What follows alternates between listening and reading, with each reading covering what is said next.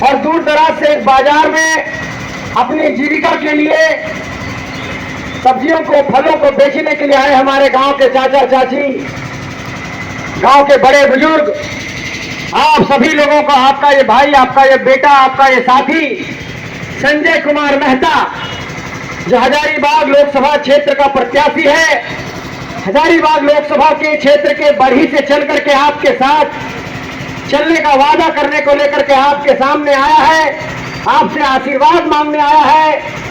और आप सबसे ये कहना चाहते हैं, इस बाजार के प्रांगण से पहली बात यही कहूंगा कि झारखंड में इस बात को इन नौजवानों ने साबित करके दिखा दिया कि जिसकी माँ सब्जियां बेचती हो, जिसकी माँ खेती बाड़ी करती हो, जिसके पिता खेती बाड़ी करते हो, जिसके घर के लोग खेती बाड़ी करते हो, वैसे लड़के भी राजनीति में आकर के अपनी पहचान बना सकते हैं। ये जेबी केसेस के लोगों ने साबित करके दिखा दिया।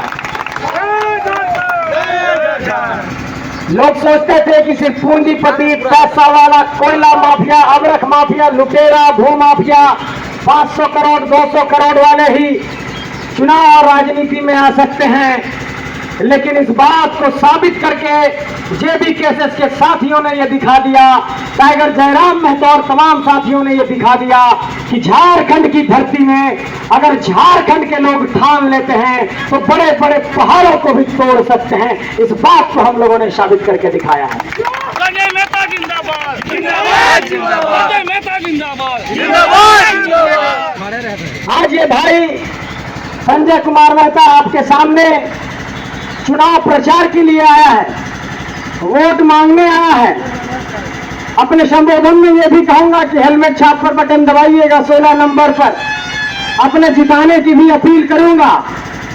लेकिन मैं ये बात कहना चाहता हूं कि चुनाव की राजनीति, वोट मांगना, चुनाव जीतना, सांसद विधायक बनना, ये तो चुनाव की राजनीति का एक प्रक्रिया है। लेकिन इस बात का कौराम्बे की धरती से, इस बाजार के प्रांगण से इस बात का ऐलान करना चाहते हैं कि हम लोग सिर्फ चुनाव के सामने चुनाव लड़ने नहीं आए हैं।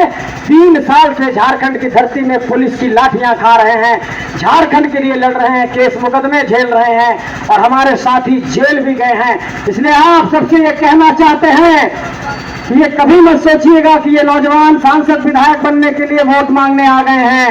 ये नौजवान झारखंड को बचाने के लिए वोट मांगने आए हैं और ये उम्मीद रखता हूं कि आप आशीर्वाद देंगे। संजय मेहता जिंदाबाद, जिंदाबाद, संजय मेहता जिंदाबाद, जिंदाबाद। और सब बेटे हम इनके कहो थी भाई बाबू, पारों पार भी सबके इतना इतना करोड़पति, अरबपति, 2 बार के एमएलए, 3 बार के एमएलए, सांसद, विधायक, इस सब के प्रचार प्रसार में मुख्यमंत्री, प्रधानमंत्री आ रहा थी तो हम कैसे पार भा। अरे पारने की बात मत करिए, अभी तो हम लोग कह रहे हैं कि अपना सांसद बनाएंगे। 2024 में जब तक मुख्यमंत्री नहीं बना लेते हैं तब तक दम नहीं लेंगे, इस बात का भी ऐलान करना चाहते हैं। पूरे देश में इस बात पर अब राजनीति के बड़े बड़े जो विद्वान लोग हैं, बड़े बड़े पत्रकार लोग हैं, ये बात पर अब छानबीन कर रहा है कि जेबी केसेस में ऐसा क्या ताकत है कि आज के तारीख में अगर झारखंड के अंदर बिना पैसा के, बिना पूंजी के, बिना डीजल पेट्रोल दिए हुए, बिना खाना पानी दिए हुए अगर लाखों लाखों की भीड़ को जुटाने की कोई कुव्वत रखता है तो वो जेबी केसेस रखता है, वो टाइगर जयराम मेहता उसके तमाम साथी रखते हैं। और यही कारण है कि प्रधानमंत्री महोदय और गृह मंत्री महोदय को भी जब दिल्ली में 14 सांसदों के लिए अपने टिकट का बंटवारा करने के लिए सोचना पड़ा तो दिल्ली के बड़े राष्ट्रीय राजनीतिक दलों ने भी इस बात पर सोचा कि झारखंड में खतियानी लोगों को टिकट देना होगा, नहीं तो ये लोग हालत खराब कर देंगे। और यही कारण से आजादी के बाद पहली बार चतरा में खतियानी को टिकट दिया गया। और इस तरह से आपने देखा कि हमारी पहली जीत हो गई कि हमारे लड़ाई को लेकर के दिल्ली वाले भी जाकर के मीटिंग करने लगे कि खतियानी को टिकट देना पड़ेगा। तो पहली जीत तो यह हो गई कि दिल्ली वाले अब हमारे मुद्दे पर चर्चा कर रहे हैं। दूसरी जीत 4 जून को होगी जब ये ईवीएम का पिटारा खुलेगा तो उसमें ये बात सामने आ जाएगी कि बाप रे बाप ई का हो गलो हजारीबाग में, गिरिडीह में। यहाँ पे देखो लिए कि सब बड़ा बड़ा राष्ट्रीय राजनीतिक दल के नेता हो कि दिल्ली से हेलीकॉप्टर से प्रचार करेले, और यहाँ दूगो ऐसा आदमी जीतल हथु कि कोई सबके अपन अभी बड़ा पार्टी न है, और दोनों निर्दलीय खड़ा भर थी, JBK के अपन संगठन से खड़ा भर थी, तो कैसे जीत गल थी? तो 543 सांसद जब बैठा रहेगा तो इस बात पर जरूर वो सोचेगा कि झारखंड के लोगों के साथ जुल्म हुआ, शोषण हुआ, विस्थापन हुआ, पुनर्वास नहीं मिला, नौकरी नहीं मिली, पेपर लीक हुआ, यहाँ पर लूटपाट हुआ, यहाँ पर जमीनें लूटी गई। उसी के कारण झारखंडी आक्रोशित हुए और अपनी माटी के लोगों को चुना है। तब ये दिल्ली को जवाब मिलेगा मेरे साथ में। संजय मेहता जिंदाबाद जिंदाबाद जिंदाबाद संजय मेहता जिंदाबाद जिंदाबाद। तो हम सब के कहल चाह रहे हो कि पहली बार झारखंडी 24 साल में इतना एकजुट बनती है, पहली बार झारखंडी सब इतना अपन ताकत दिखलती है, पहली बार झारखंडी इतने एकजुट होकर के पूरे देश को ये जवाब दिए हैं, पहली बार झारखंडी एकजुट होकर पूरे देश को ये बताए हैं कि झारखंडियों में भी अपनी ताकत है, झारखंडियों में भी अपनी कुव्वत है। और इस बात को ये कहना चाहते हैं, तो इस बात को ऐसे ना समझे कि इस लड़ाई में कौन कौन है। इस लड़ाई में झारखंड के सभी लोग हैं, चाहे वो ST हो, चाहे वो SC हो, चाहे वो OBC हो, चाहे वो अकलियत हो, चाहे वो मुसलमान हो, चाहे वो बहन हो, चाहे वो बेटी हो, और तमाम लोगों ने मिलकर के झारखंड की इस लड़ाई को लड़ा है। ये देखिए, आप लोगों को लगता होगा कि सिर्फ लड़कों की फौज है, सामने प्रियंका है, देवंती जी है, सानिया है, ये सारे बच्चे, ये सारे हमारी बेटी बहन लोग झारखंड की धरती में निकल करके 3 साल से झारखंड को जगाने का काम कर रहे हैं। और आप लोगों से ये कहना चाहते हैं कि एक बार अपनी जागरूकता का परिचय दीजिए, बार बार दिल्ली के मुद्दे पर वोट मत करिए। जमीन आपकी यहाँ पर लूटी जा रही है, उस जमीन को कौन बचाएगा, इसके मुद्दे पर वोट करिए, ये बात कहने आए हैं। संजय मेहता जिंदाबाद जिंदाबाद जिंदाबाद संजय मेहता जिंदाबाद जिंदाबाद। अब कुछ साधारण पहलू को समझा देते हैं। लोग कहता है कि बाबू तुम स्वयं दो झारखंड के मुद्दा पर लड़ो वाला, झारखंड का स्थानीय नीति, नियोजन नीति, झारखंड के नौकरी विस्थापन, पुनर्वास नियोजन, यह सब बात करो वाला। लोकसभा चुनाव लड़ल कहे लेना, एक दूगो सांसद बन के का कर लभा।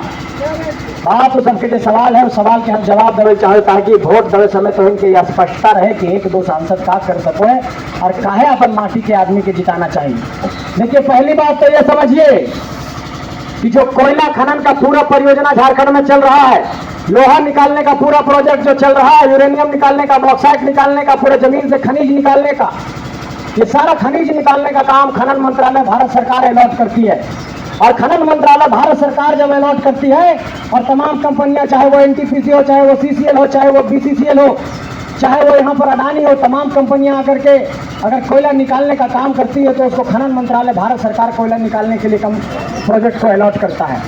और इन कंपनियों को कहा जाता है कि तुम कोयला निकालने जा रहे हो, ठीक है, लेकिन पुनर्वास की नीति के साथ जाना, वहाँ के लोगों को नौकरी देना, वहाँ के लोगों को फर्जी केस में मत फंसा देना। और इन कंपनियों ने लोगों को फर्जी केस में फंसाया, मुआवजा की राशि नहीं दिया, पुनर्वास नहीं कराया, घर तोड़ दिए गए, जमीन लूट लिया गया।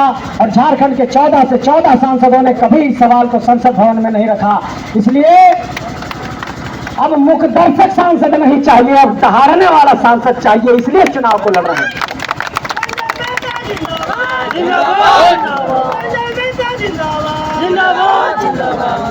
देखिए, दिल्ली में जब 543 सांसद बैठते हैं तो अपने अपने इलाके की समस्याओं को रखते हैं। झारखंड के हिस्सेदारी में 14 लोकसभा क्षेत्र है और मैं इन सांसदों से सवाल पूछना चाहता हूं कि इन 14 लोकसभा क्षेत्र की अपनी समस्या है, इन 14 लोकसभा क्षेत्र की अपनी सामाजिक आर्थिक परिस्थितियां हैं।